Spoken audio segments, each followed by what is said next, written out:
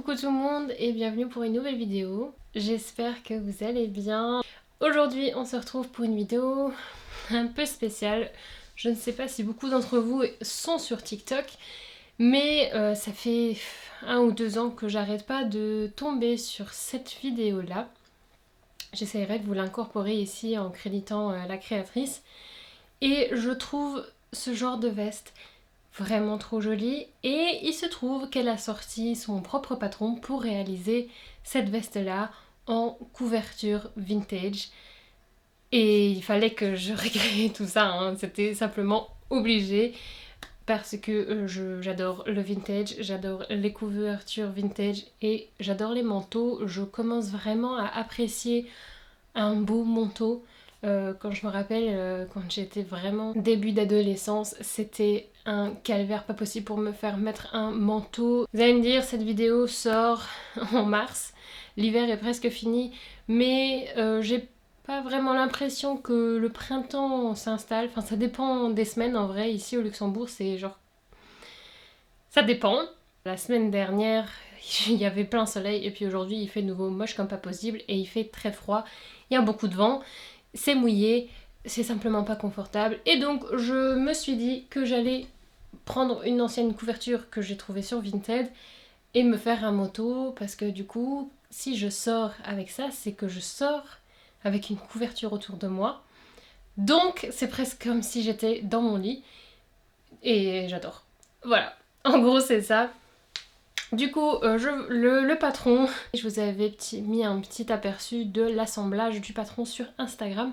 N'hésitez pas à aller me suivre sur Instagram et aussi sur TikTok, parce que je viens de parler de TikTok, donc c'est partout Danae, _DIY, au cas où vous êtes sur ces réseaux sociaux-là, comme ça on peut s'échanger. Donc, au niveau du patron, c'est donc Anne Erin, qu'elle s'appelle, la créatrice, il me semble.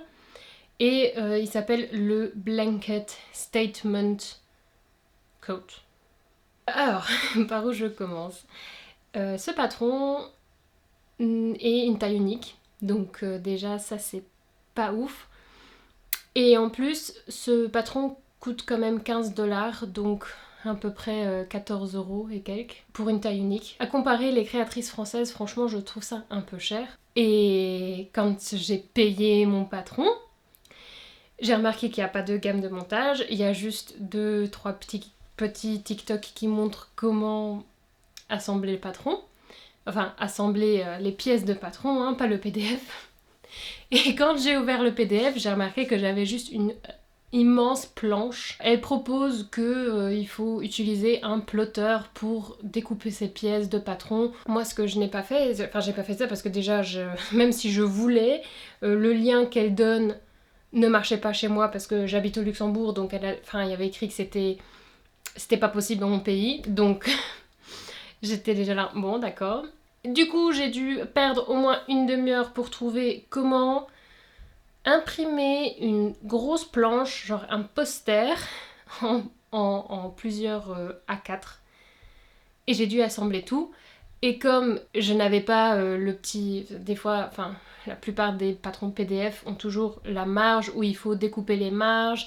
Et bien, c'est bien clair. Voilà, ça, moi, je n'avais pas. Donc, c'était vraiment très, très galère. Donc, à ce niveau-là, je trouve que le patron est un petit peu cher. Donc, déjà, d'emblée, ça commence pas ouf. J'espère que l'assemblage va être quand même assez chouette et que le rendu va être bon, parce que sinon, je vais être un peu dégoûtée, je pense. Mais bon. Je suis quand même assez confiante, je me dis que ça peut être quand même très joli, même si j'ai perdu 1 heure et quelques pour faire tout ça, c'est pas si grave que ça. Mais bon, en tout cas, comme ça, vous êtes prévenus, ce patron se coud uniquement à la main. Je vais laisser ça déjà comme ça. Donc il faut faire un blanket stitch, un point couverture, je sais pas si ça s'appelle comme ça en français, j'ai pas recherché j'avoue, mais c'est vraiment le point typique qu'on voit sur les couvertures. Donc on va s'initier à la couture à la main, je vais faire tout ça avec vous. J'ai une couverture de 1,80 m sur 2,30 m. Je l'ai chopée sur Vinted, elle est en très bon état. Je l'ai payée, enfin le prix Vinted était de 5 € avec les frais de port, j'ai dû payer 8 €, un truc comme ça. Et il y a un côté un peu polaire comme ça. Et l'autre côté, c'est ce côté-là. Je l'ai lavée. Non pas qu'il fallait la laver, enfin elle était en bon état, hein, mais j'ai quand même préféré la laver juste pour que ça ait mon odeur. Il n'y a pas de trou, il n'y a pas de tache, donc a priori tout va bien. Elle a l'air légèrement usée, mais franchement c'est rien de très très voyant quoi. Ça va être un manteau, je crois que ça va rendre quand même assez cool. Et j'ai vraiment bien aimé les motifs fleuris comme ça. Ça se voit pas très beaucoup. Bah, après en même temps elle est vraiment immense, donc j'arriverai pas trop à vous montrer tout. Mais voilà. C'est une très belle couverture.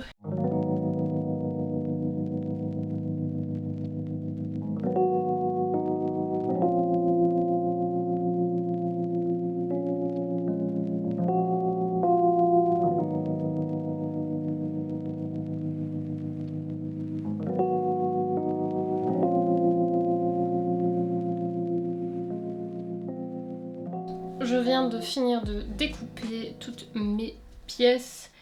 Comme vous avez pu le voir, j'ai regardé encore une fois les tutos qu'elle propose sur son TikTok, histoire de savoir ce que je fais. Et elle disait justement qu'elle aussi, elle utilisait juste de la laine normale. Donc je vais aller regarder dans mon stock de laine, qu'est-ce qui matche le mieux avec mon tissu.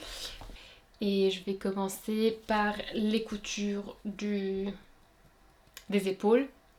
Elle fait les coutures des épaules, ensuite elle coud les poches. Et elle fait tout le tour du manteau. Et puis ensuite elle fait les manches. Voilà, on va commencer.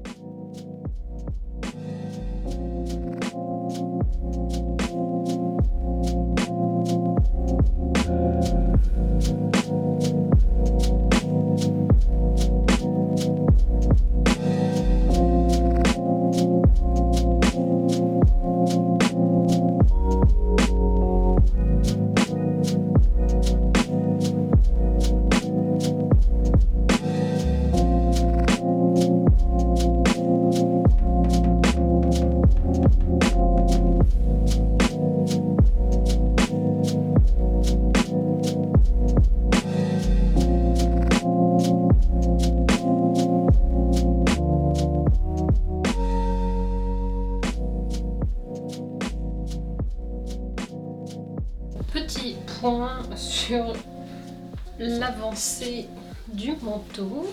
C'est le premier essayage que je fais. Hop. Donc j'ai cousu un côté, tout un côté. Et j'ai aussi fait le tour de la moitié du bas, de devant. Voilà, ça j'ai réussi à faire en 3 heures je crois. Donc ça va, je suis assez contente de l'avancée. Le manteau est très très long, je sais même pas si vous le verrez. Peut-être si je me mets là, je sais même pas si vous le verrez, mais il est vraiment hyper long. Mais bon, c'est pas grave. Pour l'instant, je suis assez contente. Ça a l'air pas vraiment grand chose, hein, mais je trouve ça assez chouette. Donc voilà, je vais continuer. J'avais fait une petite pause manger. Je vais continuer. Je vais mettre ma petite série. Vous allez voir encore quelques petits clips où je couds. Bon, il est déjà relativement tard. À voir jusqu'à quelle heure je fais ça. Je suppose que je n'aurai sûrement pas fini aujourd'hui. Donc on se reverra sûrement aussi demain de vive voix. Ce que je vais faire maintenant, c'est que je vais déjà fermer l'autre côté du manteau. Je vais fermer les poches aussi ici. J'ai remarqué aussi que il y a quand même quelques taches. Enfin, je sais pas si c'est des taches ou si c'est juste la laine qui a mal vieilli. Parce qu'il y a des petits coins où c'est un petit peu jauni. C'est un peu dommage, mais bon, je pense que ça se verra pas trop. Ce que je vais faire, c'est... Ouais, donc, fermer le côté là, faire mes poches. Et je crois que ce sera déjà pas mal pour ce soir. Et demain, je ferai tout le tour du manteau. Que ce soit ici, enfin ici, ou le bas. Et les manches, il faut aussi que je fasse les manches. A priori, ça devrait aller quand même assez rapidement. Je commence à faire la main, à me faire plus ou moins la main du point à utiliser. Donc ça marche plutôt pas mal, je pense. Je suis assez contente de moi. C'est pas très régulier, mais bon, je me dis que c'est ça qui fait tout le charme du fait main. C'est qu'il y a quelques petites irrégularités. Voilà. Donc voilà. Je vais continuer la couture. On se retrouve sans doute demain, je pense, pour un petit point de la situation.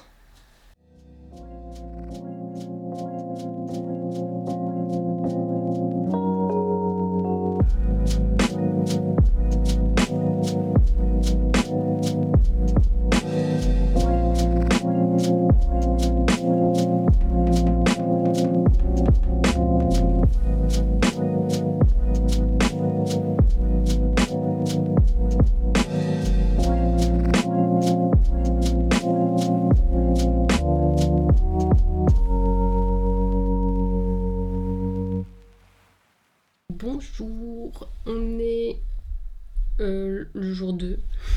J'ai pas mal avancé hier, j'ai fait tout le tour en fait du manteau. Hein. Je sais pas si c'est vraiment la bonne couverture pour, parce que ça s'effiloche quand même, je sais pas si je vais réussir à vous montrer, ça s'effiloche quand même un peu ici. Et j'ai pas l'impression que chez elle ça fait la même chose. Donc je sais pas trop si c'est normal ou pas. J'ai fait tout le tour du manteau. Il me manque juste à faire le tour du manteau, enfin de la partie de derrière. Ça va être vraiment très grand. Mais c'est pas grave, ça va faire un style. Ça me dérange pas du tout. Donc voilà. Donc ce que je vais faire aujourd'hui, c'est déjà coudre tout autour ici. Faire ça proprement. Et puis ensuite, je vais coudre mes deux pièces, enfin mes manches, donc le derrière avec le devant. Hop. Et ensuite, je vais coudre tout ça au manteau. A priori, ça devrait aller assez rapidement, car j'ai quand même mis assez longtemps pour faire tout le tour. C'est pas très régulier, c'est pas très joli, mais ça va. Franchement, je suis quand même assez contente pour une première fois du résultat. Je vais enfiler mon aiguille et continuer de coudre à la main. Je vais me mettre un petit podcast et attendre, enfin et coudre. Voilà.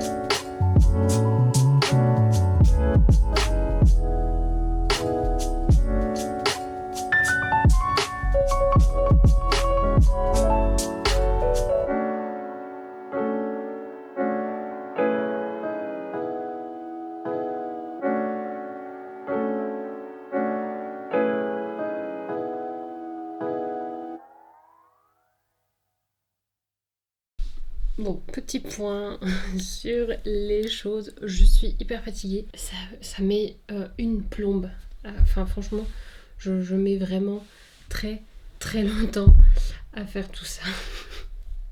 Alors, je me disais déjà bien que j'allais mettre assez longtemps, mais de là que ça aille vraiment à ce point-là, ouf. Et en plus, j'ai un peu de problème de motivation, je sais pas pourquoi. D'habitude, quand je fais des projets, je suis hyper motivée de finir les trucs.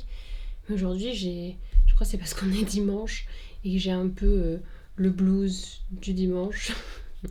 Donc j'ai vraiment du mal à finir ce manteau alors que j'aimerais vraiment bien savoir, enfin j'ai vraiment envie de voir le rendu quoi. Donc à chaque fois je fais une pause d'une petite heure et puis ensuite je reviens et je me dis allez continue un petit peu, je bosse une petite heure et franchement j'ai un peu de mal, j'avoue. Même si je crois quand même que ça va être assez joli, il va être immense, franchement, il va être immense. Je suis en train de faire une petite boutonnière là. C'était pas prévu dans le patron, je crois. Enfin, je sais pas. Mais je fais ça pour le poignet de manche. Comme ça, je peux rajouter un petit bouton histoire de. Je me dis que. Parce que sinon, je comprends pas comment faire. Et donc là, en fait, il me reste plus qu'à coudre les manches au manteau. Et faire tout le tour de la ceinture. Et j'ai déjà commencé de faire un bout, vous avez vu, hein, parce que j'essaye un peu de diversifier les tâches, même si au final c'est à chaque fois le même point, mais c'est quand même pas le même, la même pièce, donc je me dis que ça diversifie un petit peu la tâche, même si pas vraiment. Mais ouais, du coup j'ai commencé un petit peu à faire la ceinture. J'ai même pas fini tout un... J'ai même pas fini toute une longueur, tellement le truc il est long, je comprends pas pourquoi la ceinture est si longue. Franchement, je crois que je vais la raccourcir parce que j'ai pas besoin d'avoir une ceinture aussi longue quoi. Je sais pas, j'ai l'impression que ça fait le double de ma taille, ça va pendouiller. Enfin, je sais pas, faut que je regarde, je vais voir, peut-être je vais la raccourcir un petit peu. Mais j'ai vraiment l'impression que la ceinture est immense, le manteau est immense, il est beaucoup trop long. Donc si je referai un coup une deuxième version, je suis obligée de raccourcir parce que franchement ça me va jusqu'aux chevilles. Et bah au moins ça me tiendra chaud. Mais bon, je crois pas que ce soit vraiment la bonne longueur pour moi. Mais bon, c'est pas grave. C'est quand même un projet assez cool à faire. Ça prend assez rapidement forme et je trouve que c'est aussi très joli. Et il y a des trucs, j'ai un peu de doute que ce manteau va vraiment tenir longtemps dans le temps. Parce qu'en fait, on fait le point couverture sur le devant. Mais en fait, dedans, ça a l'air de ça. Et donc là, c'est c'est accru, quoi. Donc, d'après patron, c'est ok. Mais je me pose quand même la question si ça ne s'effilochera pas au fur et à mesure. Ce qui me ferait un petit peu... ce qui m'embêterait un petit peu parce que j'aurais mis très longtemps à coudre tout ça. Donc si ça s'effiloche et qu'à un moment il y a un trou, je crois que je vais être deg, mais bon, on verra bien. La créatrice m'a écrit sur Insta, elle m'a dit que c'était la couverture parfaite. J'ai des doutes quand même. Je vais monter mes manches sur mon manteau et finir la ceinture, et a priori j'aurais fini le manteau. Ça a l'air d'être vraiment pas beaucoup, mais j'en suis sûre que je vais mettre au moins encore 2 heures pour faire tout ça, je crois.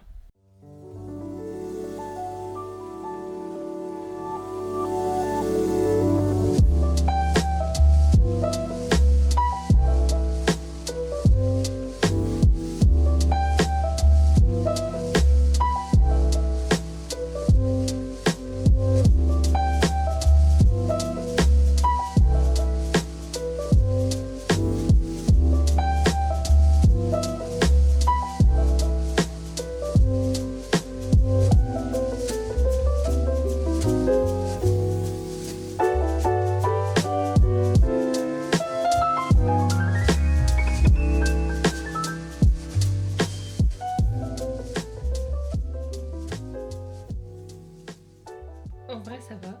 J'ai mis une demi-heure pour fixer ma manche. Bon, le one size, je sais pas trop ce que je dois en penser. Je vais devoir vraiment, parce que j'ai fait une boutonnière, heureusement, hein, mais je vais devoir vraiment mettre mon bouton genre là. Je sais pas si vous voyez, mais je vais vraiment devoir faire un bon tour pour que ma manche ne tombe pas comme ça, quoi. C'est vraiment très grand. Mais bon, je me suis regardée dans le miroir avec la manche et franchement, ça a l'air trop cool. C'est vraiment très spécial, très atypique et je trouve ça assez chouette. Le fait que ce soit peut-être aussi grand, ça se peut aussi parce que j'ai mal imprimé, enfin j'ai pas imprimé le patron sur le plotter, donc peut-être que tout est légèrement plus grand. Et bon, je fais 1m62, je crois que elle fait 1m70. Donc on a clairement pas les mêmes bras, je pense. Mais c'est pas grave. Ça va quand même faire un style. Je vais réussir à make it work. Vous m'avez compris, j'espère. Je vais coudre off caméra parce que vous venez de voir le processus. Je vais coudre la deuxième manche, voilà. Et comme vous avez déjà vu quelques images du début, je vais pas vous refilmer ça. Donc, je vais vous mettre le rendu final tout de suite.